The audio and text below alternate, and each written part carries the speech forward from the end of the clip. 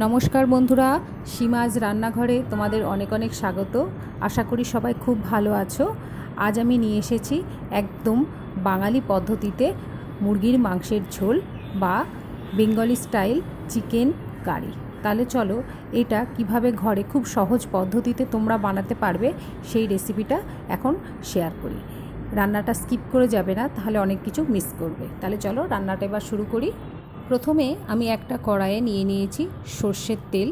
এখানে আমি 1 কাপের কাছাকাছি সর্ষের তেল ব্যবহার করেছি। এবার এর মধ্যে আমি দিয়ে দিচ্ছি কেটে রাখা আলু।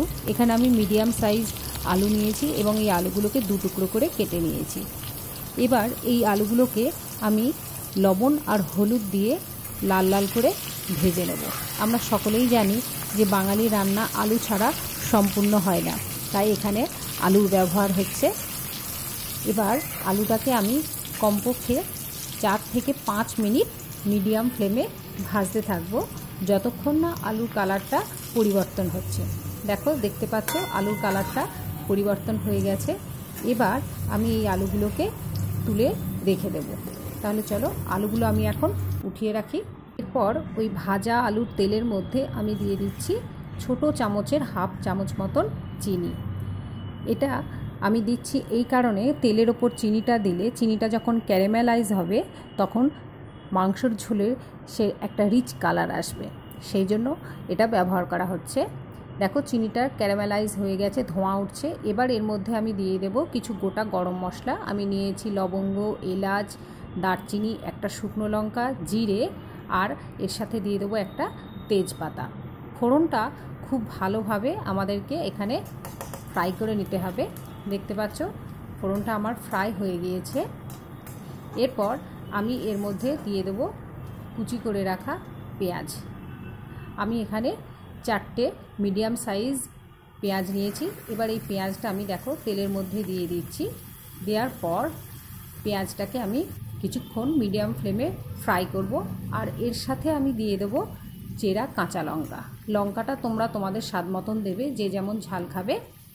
এবার এটা দিয়ে চলো আমি পেঁয়াজটাকে ভালো করে লাল লাল করে ফ্রাই করি। দেখতে পাচ্ছ তোমরা পেঁয়াজের কালারটা ধীরে ধীরে কী সুন্দর পরিবর্তন হয়ে যাচ্ছে। আমি এইভাবে পেঁয়াজটাকে ভাজতে থাকবো যতক্ষণ না এটা একদম সোনালি মতন কালার হচ্ছে। দেখতে পাচ্ছ এটার কালার পুরো বদলে গেছে। এবার আমি দেখো এর মধ্যে কি দিই। এরপর এর মধ্যে আমি দিয়ে দেব ধুয়ে রাখা মুরগির মাংস। আমি এখানে 1 কিলো মুরগির মাংস নিয়েছি, যার জন্য আমি 4টে পেঁয়াজ মিডিয়াম সাইজ কুচি করে নিয়েছি। এবার মাংসটা দেওয়ার পর আমি এই মাংসটাকে 3 থেকে 4 মিনিট পেঁয়াজের সাথে ফ্রাই করে নেব। আমি এক্ষেত্রে চিকেনটাকে কিন্তু কোনো কিছু দিয়ে ম্যারিনেট করিনি। এরপর এটা দেখো ভাজা হয়ে গেলে আমি এর মধ্যে দিয়ে দেব কিছু মশলা। ভাজা হলে পরে চিকেনের কালারটা একটু চেঞ্জ হয়ে যাবে। তোমরা দেখতে পাচ্ছ চিকেনের কালারটা চেঞ্জ হয়ে গেছে। এবার এর মধ্যে আমি দিয়ে দিচ্ছি 1 চামচ আদা রসুন বাটা।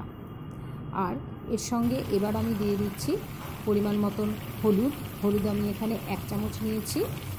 তার সঙ্গে দিয়ে দিচ্ছি 1 চামচ ধনে পাউডার, দিয়ে দেব 1 চামচ জিরে পাউডার। মশলাগুলো আমি এখানে গুঁড়োই ব্যবহার করছি, তোমরা যদি মনে করো বাটা মশলাও ব্যবহার করতে পারো। এর সঙ্গে আমি দিয়ে দিচ্ছি 1 চামচ লঙ্কা গুঁড়ো। ঝালটা আগেও বলেছি আবারও বলছি, তোমরা তোমাদের স্বাদ অনুপাতে ঝালটা ব্যবহার করবে। আর দিয়ে দিচ্ছি এর মধ্যে স্বাদ মতন লবণ, আর ওপর থেকে দিয়ে দিচ্ছি আমি একটা টমেটো। এই হচ্ছে এর মশলা।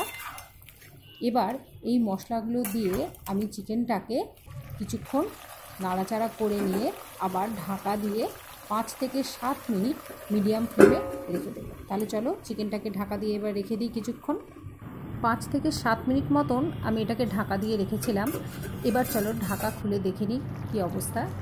দেখতে পাচ্ছ চিকেনটা থেকে অনেকটা জল বেরিয়ে এসেছে এবং চিকেনটা একটু নরমও হয়ে এসেছে।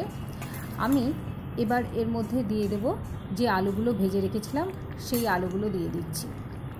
আলুগুলো দেওয়ার পর আমি এটাকে আবারও খানিকক্ষণ ঢাকা দিয়ে রেখে দেব, কারণ মাংসটা আমার এই জায়গাতে 50% মতন সিদ্ধ হয়ে আছে।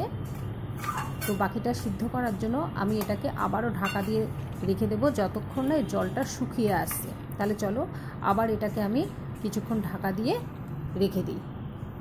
4 থেকে 5 মিনিট মতন এটাকে ঢাকা দিয়ে রাখার পর দেখো, দেখতে পাচ্ছ চিকেনটা থেকে জলটা একদম শুকিয়ে গেছে আর তেল বেরিয়ে এসেছে।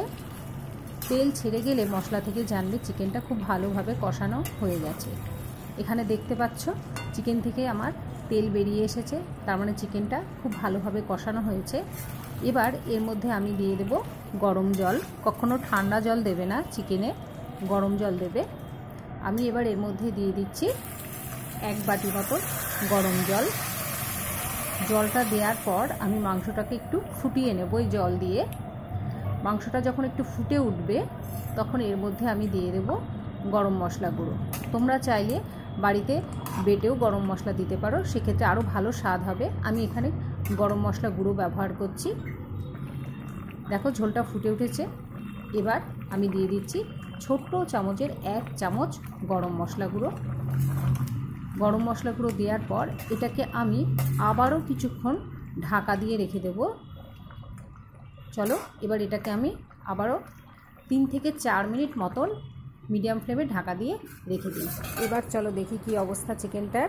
দেখতে পাচ্ছ তোমরা চিকেনের কালারটা কত সুন্দর হয়েছে। দেখো চিকেনটা আমার রেডি হয়ে গেছে। শুধু একবার দেখিয়ে দিই আলুটা সিদ্ধ হয়েছে কিনা। আলুটাও খুব ভালো সিদ্ধ হয়ে গেছে। এবার আমি এই চিকেনটাকে আর কিচ্ছু করব না। এবার আমি এটা চলো নামিয়ে নিয়ে পরিবেশন করি। তাহলে দেখতে পাচ্ছ একদম বাঙালি পদ্ধতিতে আমি মাংসের ঝোল বা বেঙ্গলি স্টাইল চিকেন কারিটা রেডি করে ফেলেছি। তোমরাও এইভাবে বাড়িতে বানাবে এবং খুব সহজ পদ্ধতিতেই আমি এটা বানিয়েছি।